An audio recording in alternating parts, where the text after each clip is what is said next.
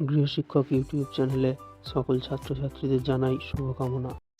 আমরা তোমাদের মাধ্যমিক ইতিহাসের 5 নম্বর অধ্যায় থেকে কিছু গুরুত্বপূর্ণ 1 নম্বরের প্রশ্নের উত্তর নিয়ে আলোচনা করেছিলাম। আজ আমরা এই ক্লাসে আরও কিছু গুরুত্বপূর্ণ 1 নম্বরের প্রশ্নের উত্তর নিয়ে আলোচনা করব। আমাদের আগের ক্লাস যারা দেখোনি তারা অবশ্যই দেখে নেবে। যাদের ইতিহাস ভালোভাবে এখনো তৈরি হয়নি তারা এই ক্লাস থেকে তোমরা বেশ কিছু গুরুত্বপূর্ণ শর্ট প্রশ্ন অবশ্যই তৈরি করে নিতে পারবে এবং তোমাদের স্কুলের যে দ্বিতীয় পরীক্ষা হবে সেকেন্ড সামেটিভ পরীক্ষা, সেখানে তোমাদের ইতিহাস থেকে মোটামুটি তোমাদের 16 নম্বর মতো শর্ট কোশ্চেন থাকবে। সেই জন্য এই শর্ট প্রশ্নগুলো তোমরা খুব ভালোভাবে তৈরি করবে, তাহলেই তোমরা 5 নম্বরটা তুলে নিতে পারবে।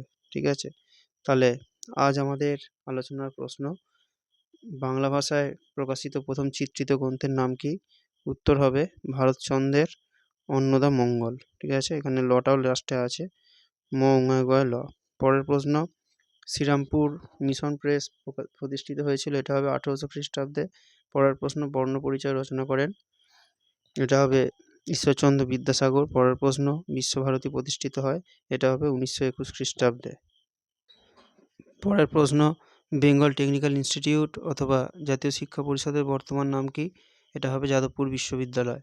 পরের প্রশ্ন, বিশ্বভারতী বা শান্তিনিকেতন অবস্থিত, এটা হবে বীরভূম জেলার বোলপুরে ভুবনডাঙ্গার মাঠে। পরের প্রশ্ন, শ্রীনিকেতন কে তৈরি করেন? এটাও হবে রবীন্দ্রনাথ ঠাকুর। পরের প্রশ্ন, কলকাতায় সংস্কৃত প্রেস বা সংস্কৃত যন্ত্র প্রেস কে স্থাপন করেন? এটা হবে ঈশ্বরচন্দ্র বিদ্যাসাগর। পরের প্রশ্ন, ইন্ডিয়ান জার্নাল অফ ফিজিক্সে কোন সংগঠনের মুখপাত্র ছিল? এটা হবে IACS। IACS এর পুরো নামটা কি? Indian association for the cultivations of science. ঠিক আছে। পরের প্রশ্ন, জাতীয় শিক্ষা পরিষদের প্রথম সভাপতি কে ছিলেন? এটা হবে রাসবিহারী ঘোষ। পরের প্রশ্ন, বেঙ্গল ন্যাশনাল স্কুল অ্যান্ড কলেজের অধ্যক্ষ কে ছিলেন? এটা হবে অরবিন্দ ঘোষ। ঠিক আছে। পরের প্রশ্ন, একটি স্বদেশী শিক্ষা প্রতিষ্ঠানের নাম লেখো, এটা হবে জাতীয় শিক্ষা পরিষদ। পরের প্রশ্ন, ঔপনিবেশিক বাংলায় একটি কারিগরি শিক্ষা প্রতিষ্ঠানের নাম লেখো, এটা হবে বেঙ্গল টেকনিক্যাল ইনস্টিটিউট। পরের প্রশ্ন, বেঙ্গল টেকনিক্যাল ইনস্টিটিউট কে প্রতিষ্ঠা করেন? এটা হবে তারকনাথ পালিত। ঠিক আছে,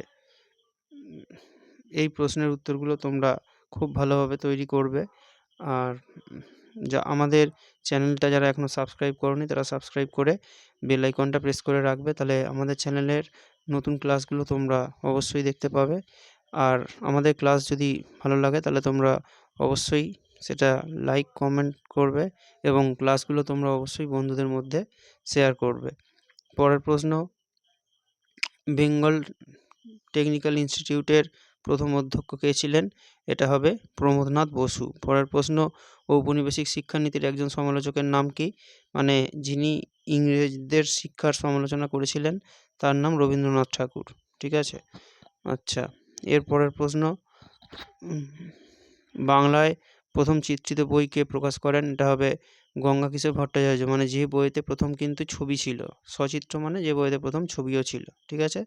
পরের প্রশ্ন, প্রথম সচিত্র বাংলা বই অন্নদামঙ্গলের চিত্রগুলিকে অঙ্কন করেন? এটা হবে উত্তর শিল্পী রামচাঁদ রায়। পরের প্রশ্ন, ভারতীয় উদ্যোগে প্রকাশিত প্রথম বাংলা সাপ্তাহিক সংবাদপত্রের নাম কি? এটা হবে গঙ্গাকিশোর ভট্টাচার্যের বঙ্গাল গেজেট। এটা হচ্ছে যে প্রথম ভারতীয় যিনি গঙ্গাকিশোর ভট্টাচার্য, যিনি এই কাগজের সংবাদপত্র তিনি বার করেছিলেন। ঠিক আছে, বাঙ্গাল গেজেট বা বঙ্গাল গেজেট। পরের প্রশ্ন, IACS এর প্রথম অধিকর্তা কে ছিলেন? এটা হবে প্যারীমোহন মুখোপাধ্যায়। ঠিক আছে। পরের প্রশ্ন, টেক জার্নাল কোন সংগঠনের মুখপত্র ছিল? এটা হবে বেঙ্গল টেকনিক্যাল ইনস্টিটিউট। পরের প্রশ্ন, শান্তিনিকেতনের বিখ্যাত কলা ভবনটি স্থাপিত হয়েছিল কত সালে?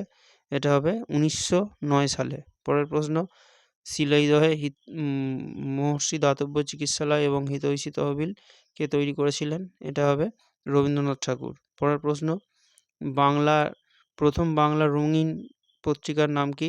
এটা হবে উপেন্দ্রকিশোর রায়চৌধুরী সম্পাদিত সন্দেশ পত্রিকা।